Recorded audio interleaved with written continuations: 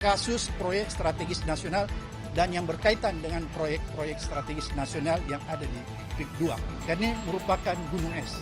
Saya pikir untuk sementara itu. Ada aduan yang diadukan, apakah pihak lain yang diadukan juga? Karena KPK mempunyai kewenangan untuk melakukan penyidikan terhadap penyelenggara negara sesuai dengan undang-undang, maka selain penyelenggara negara, pihak swasta juga aduan bisa diperiksa. Penyelenggara negara itu siapa?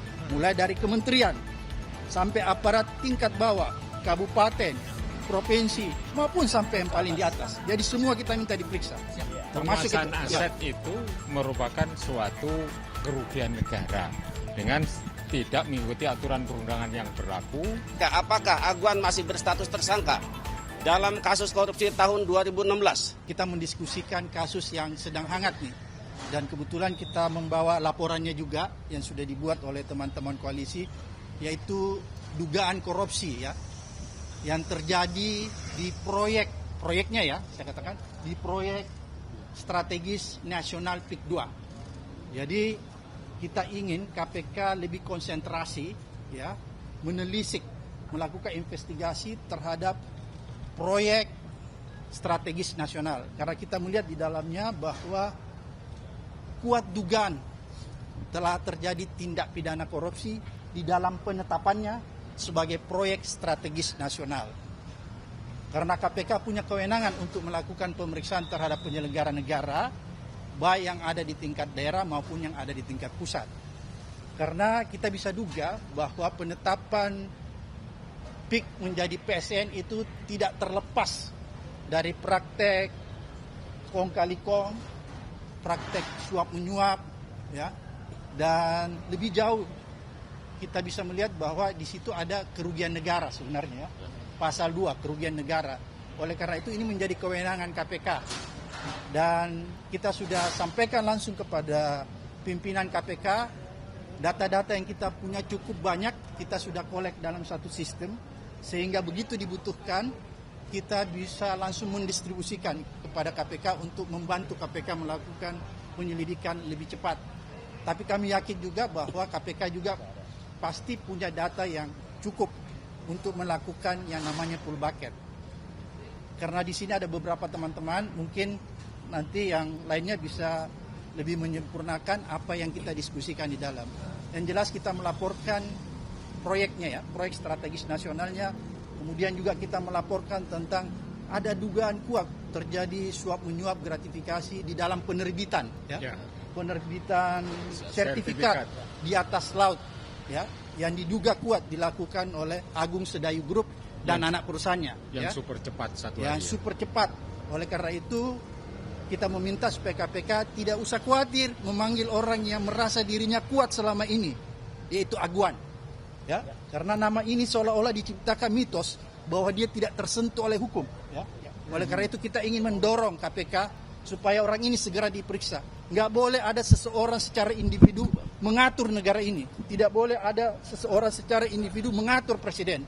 Oleh karena itu tegas sikap kita semua bahwa kita meminta KPK untuk segera melakukan penyelidikan, investigasi lebih cepat terhadap kasus proyek strategis nasional dan yang berkaitan dengan proyek-proyek strategis nasional yang ada di PIK 2. Karena ini merupakan gunung es. Saya pikir untuk sementara itu. Ada aduan yang diadukan, apakah pihak lain yang diadukan juga? Karena KPK mempunyai kewenangan untuk melakukan penyidikan terhadap penyelenggara negara sesuai dengan undang-undang, maka selain penyelenggara negara, pihak swasta juga aduan bisa diperiksa. Penyelenggara negara itu siapa? Mulai dari kementerian sampai aparat tingkat bawah, kabupaten, provinsi, maupun sampai yang paling di atas. Jadi semua kita minta diperiksa. Penguasaan aset itu merupakan suatu kerugian negara dengan tidak mengikuti aturan perundangan yang berlaku, yaitu aturan yang mengatur tentang pesisir laut, dan UUD 45 itu mengatur bahwa bumi, air, dan kekayaan yang ada di dalamnya itu adalah digunakan untuk sebesar-besarnya kemakmuran rakyat. Tidak bisa dikuasai oleh oknum tertentu, dikuasai untuk proyek-proyek yang tadi disebutkan oleh Pak Abraham Samad itu PIK 2. Berikut dengan penerbitan sertifikat yang super cepat itu sudah itu melanggar, nah, itu bisa UUD 45 yang dilanggar, konstitusi, Undang-Undang 3199 itu pasal 2, tidak hanya pasal 1 ya. Pasal 2 itu di mana itu di ayat 2-nya itu bisa tuntutannya itu bisa dilakukan tuntutan hukuman mati terhadap orang-orang yang sudah melampaui batas seperti ini. Itu seperti itu. Jadi itu harus KPK. Kenapa harus ke KPK sementara di Kejaksaan Agung sudah menerbitkan sprint lead, ya sudah ada di sana. Tapi suatu kasus itu bisa saja ditangani oleh ketiga APH, kepolisian, kejaksaan. Kepolisian itu secara concurrent bersama-sama. Jadi jangan kalau di sana udah mulai sprint lead, bisa saja KPK menerbitkan sprint lead pada bidang kasus yang lain yang terkait dengan PIK 2 itu. Nah, sehingga kita yang mendorong, kita memantau terus agar ya kalau ada desakan dari masyarakat itu berbeda dengan dibiarkan. Kasus besar ini yang merugikan rakyat ini harus dipantau terus ini. Pak Saididu mungkin ada.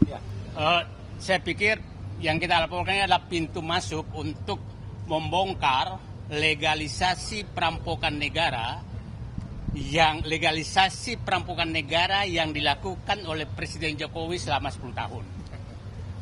Legalisasinya banyak sekali melalui PSM, penyiaran tambang, pengambilan hutan, perkebunan, lahan dan lain-lain, itu pintu masuknya. Nah, PIK 2 itu adalah puncak gunung es terjadinya kehilangan aset negara yang diserahkan kepada pihak swasta lewat kewenangan yang melebihi kekuasaan yang melebihi kewenangan.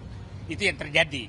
Dan tadi saya meminta kepada KPK sederhana melihat berapa jalan, berapa sungai, berapa pantai, berapa irigasi yang sudah diambil alih oleh PIK 2, apakah ada ganti ruginya ke negara atau hilang begitu saja. Karena sudah berapa kecamatan habis. Jadi itu sederhana.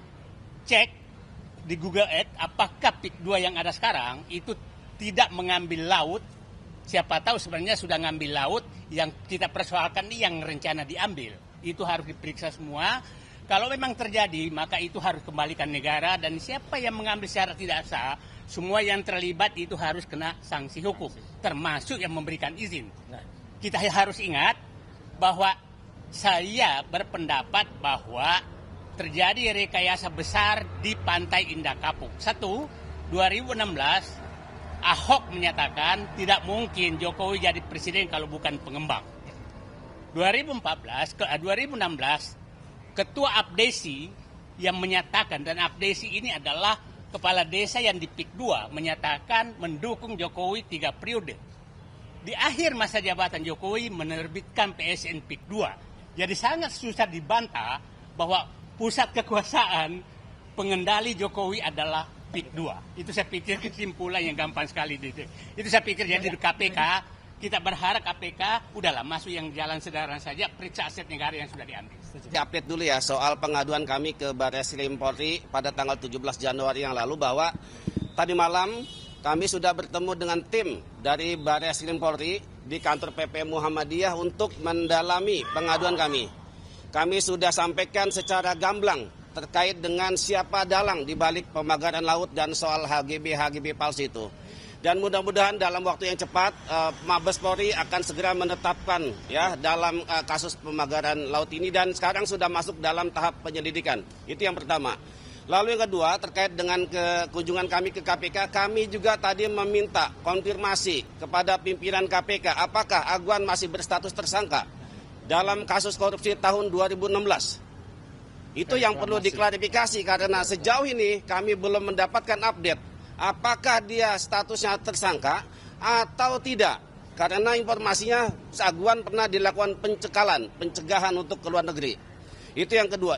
Yang ketiga, saya minta juga kepada KPK untuk segera periksa kembali mantan Bupati Tangerang, Ahmad Zaki Iskandar, karena dia mengatakan bahwa PIK 2 tidak ada hubungannya dengan PIK 1. Dulu pernah diperiksa oleh KPK. Jadi sekarang terang benderang bahwa PIK 2 adalah bagian dari PIK 1.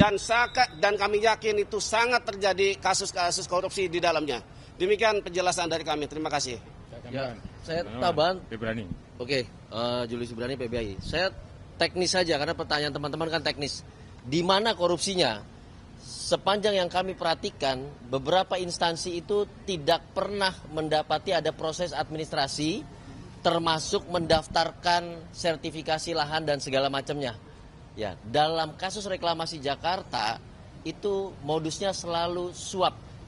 dia suap sehingga tidak perlu ada proses di PTSP, tidak perlu ada proses pemeriksaan, tiba-tiba dalam waktu 1 hari sertifikatnya jadi. Apa pengalaman KPK di perkara itu? Silakan cek dalam kasus-kasus ada pemanfaatan. Ketika terjadi sertifikasi berarti terjadi pemanfaatan. Ketika terjadi pemanfaatan maka harus dipastikan negara mendapatkan apa. Kalau negara tidak mendapatkan apa, di situ terjadi kerugian negara. Titik sampai di situ. Ya, 2 hal itu sudah amat sangat sederhana buat KPK dan sudah amat sangat mudah untuk diusut oleh KPK. Kepada siapa? Silakan cek, ada swasta di situ, ada Aguan dengan Agung Sedayunya di situ, ada anak perusahaannya yang setelah kita cek di sana, perusahaannya, kantor-kantornya tiba-tiba berubah jadi tempat apa dan segala macam, tidak mampu diidentifikasi. Apakah domisili hukum badan hukum yang seperti itu diperkenankan untuk mengajukan sertifikat? Saya pastikan tidak.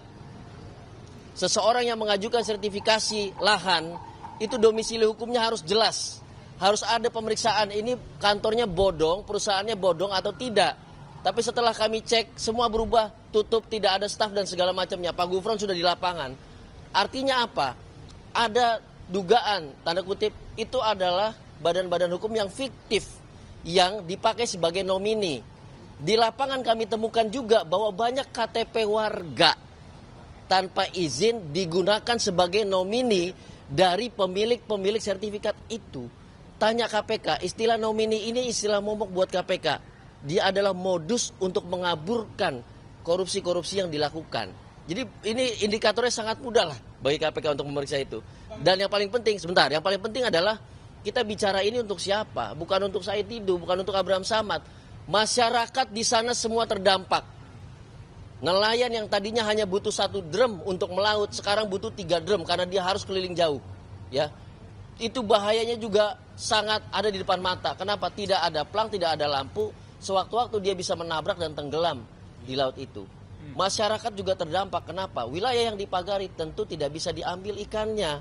Pagar menggunakan plastik, triplek HPL segala macam, tentu itu merusak lingkungan. Jadi ini multidimensional. Saya pikir 1 PIK 2 itu ditangani, maka multidimensi yang bisa diberesi oleh negara ini. Makanya ini bukan soal 1-2 orang, ini soal masyarakat, ini soal negara. Jadi kalau Kejaksaan Agung telah menerbitkan penyelidikan, KPK bisa berkoordinasi, KPK bisa mensupervisi apa yang dikerjakan Kejaksaan Agung. Dan bahkan apabila dia tidak berjalan, bisa mengambil alih agar berjalan. Kasusnya apa? Banyak sekali contohnya. Dan kami akan monitor, berjalan atau tidak berjalan, kami akan pasang badan untuk terus bersuara di publik. Gitu.